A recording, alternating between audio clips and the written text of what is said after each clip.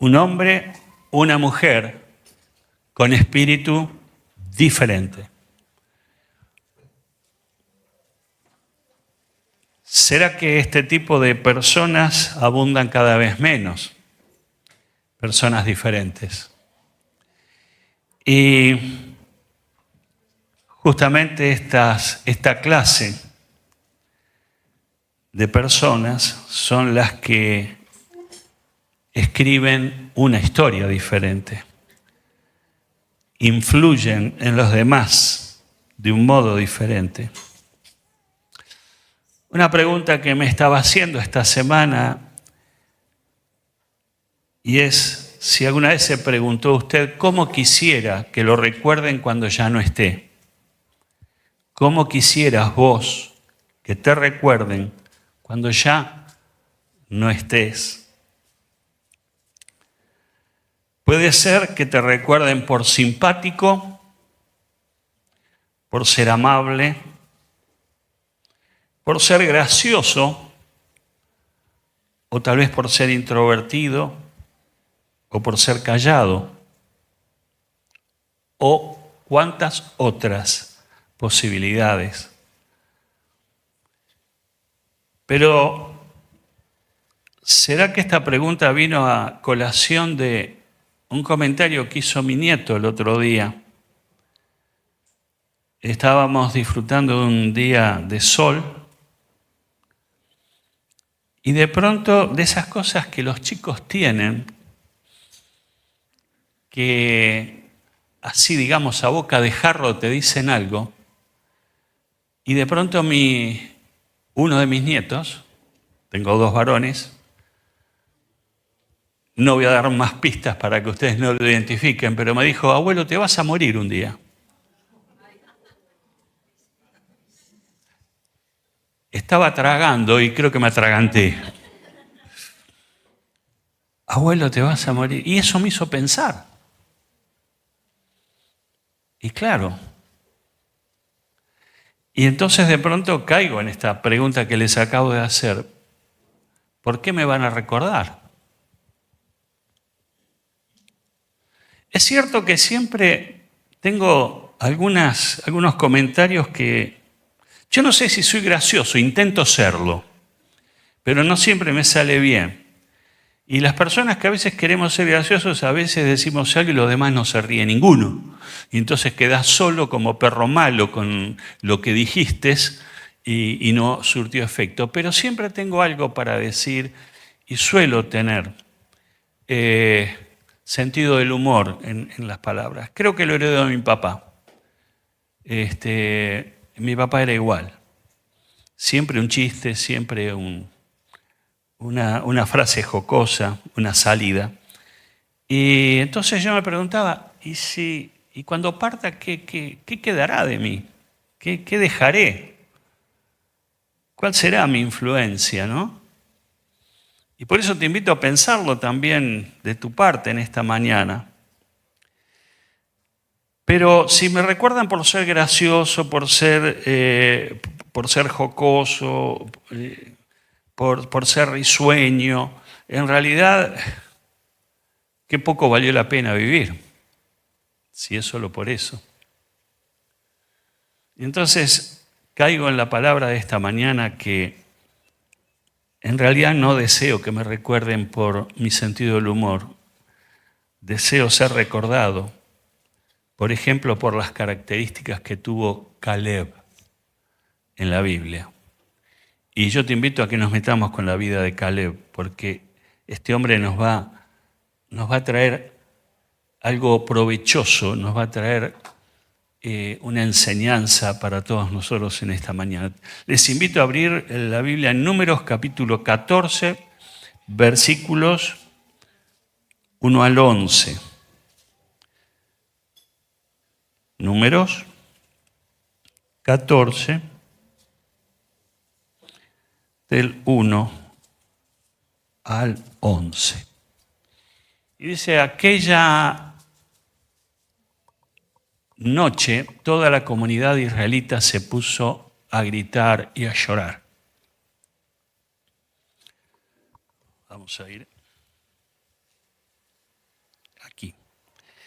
En sus murmuraciones contra Moisés y Aarón, la comunidad decía: «Como quisiéramos haber muerto en Egipto o en este desierto. ¿Para qué nos ha traído el Señor a esta tierra? ¿Para morir atravesados por la espada por la espada y que nuestras esposas y nuestros niños se conviertan en botín de guerra? ¿No sería mejor que volviéramos a Egipto?» Y unos a otros se decían: «Escojamos un jefe que nos lleve de vuelta a Egipto». Entonces Moisés y Aarón cayeron rostro en tierra ante toda la comunidad israelita. Allí estaban también Josué, hijo de Nun, y Caleb, hijo de Jefone, los cuales habían participado en la exploración de la tierra. Ambos se rasgaron las vestiduras en señal de duelo y dijeron a toda la comunidad israelita: «La tierra que recorrimos y exploramos es increíblemente buena. Si el Señor se agrada de nosotros, nos hará entrar en ella. Nos va a dar una tierra donde abundan la leche y la miel. Así que no se rebelen contra el Señor ni tengan miedo de la gente que habita en esa tierra. Ya son pan comido, no tienen quien los proteja, porque el Señor está de parte nuestra, así que no les tengan miedo». Pero como toda la comunidad hablaba de apedrearlos, la gloria del Señor se manifestó en la tienda de reunión frente a todos los israelitas. Y entonces el Señor dijo a Moisés: «¿Hasta cuándo esta gente me seguirá menospreciando? ¿Hasta cuándo se negarán a creer en mí a pesar de todas las maravillas que he hecho entre ellos?» Dios bendiga esta palabra. Y quisiera compartir con ustedes cuatro ideas, 4 verdades que surgen del relato y de esta historia. Para situarnos, Israel estaba cerca de la tierra prometida, que era la tierra que Dios había designado, había seleccionado para Israel. Claro que esta tierra estaba ocupada por habitantes y era tarea del pueblo de Israel desalojar a esos habitantes para establecerse ellos en esa tierra, la tierra prometida. A la puerta de la tierra prometida, Moisés envía 12 espías, uno representando cada tribu. Y los 12 van a inspeccionar esa tierra, van a verificar, a chequear cómo es esa tierra, quiénes son sus habitantes, qué características tiene ese territorio. Volvieron y 10 de los 12 dijeron: no vayamos. Nosotros éramos como hormigas al lado de ellos, hay gigantes en esa tierra, no los vamos a poder vencer. O sea, un informe lapidario, un informe que hizo que todo el pueblo se desanimara, llorara, se quejara, resistiera a Moisés, buscaran, como hemos leído, la posibilidad de que elijan a otro líder y que los llevara de vuelta a la esclavitud de Egipto. Esta era la situación, pero de los 12, 2, que eran Josué y Caleb, tuvieron una actitud completamente opuesta. Ellos hablaron al pueblo, se rasgaron las vestiduras cuando vieron la incredulidad, la dureza de corazón del pueblo de Israel. Y ellos dijeron: de ninguna manera, miren, hay algo, sí, hay habitantes grandes, hay gente que hay ejército allí, pero tenemos una ventaja: Dios está con nosotros. Y ellos no lo tienen a este Dios, pero nosotros sí lo tenemos. Así que vamos, avancemos, conquistemos. Qué miradas tan opuestas, ¿no es cierto? Los 10 versus estos 2. Y lo primero que quiero marcar es que tanto Josué como Caleb tuvieron una visión diferente en medio de los problemas. Todos miraron la misma tierra, miraron los mismos obstáculos, miraron lo negativo que podía haber allí, pero sin embargo tenían miradas totalmente diferentes uno de los otros. Y lo primero que rescato es una visión diferente, una mirada diferente. Esto lo vemos en el versículo 6 y en el 9. Bajo presión se comportaron distinto. Dos formas de mirar los problemas o mirar la salida. Lo que está más allá, ellos vieron con otros ojos. No era un solo entusiasmo, una actitud de entusiasmo. En ellos era una convicción. Tuvieron una mirada, una visión distinta. Y la pregunta que me hago y te hago es, ¿cuál es tu visión frente a las adversidades y los problemas que enfrentás? ¿Cómo los ves? ¿Cuál es tu mirada? ¿Te centrás en el problema o tu mirada empieza a elevarse o puede elevarse para encontrar que hay una salida al problema, pero que no tiene que ver con el problema, sino tiene que ver con lo que Dios quiere hacer contigo, con lo que Dios va a hacer a través tuyo, con lo que Dios puede hacer con la adversidad a la que te enfrentas?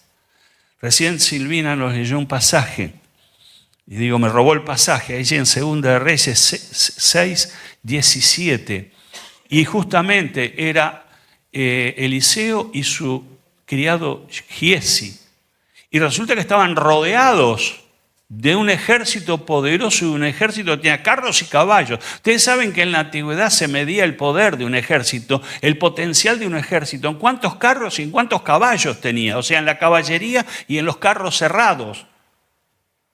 En eso consistía el poderío de un ejército. Hoy es por misiles, por cuántos aviones, por cuántos portaaviones, pero en aquel entonces el poder se medía a través de carros y caballos. Y de pronto entonces Giesi estaba alterado, Giesi estaba absolutamente fuera de sí, viendo que no había salida, que no había escapatoria. Y Eliseo ora por él y le dice, Señor, ábrele los ojos para que él pueda ver lo que yo veo.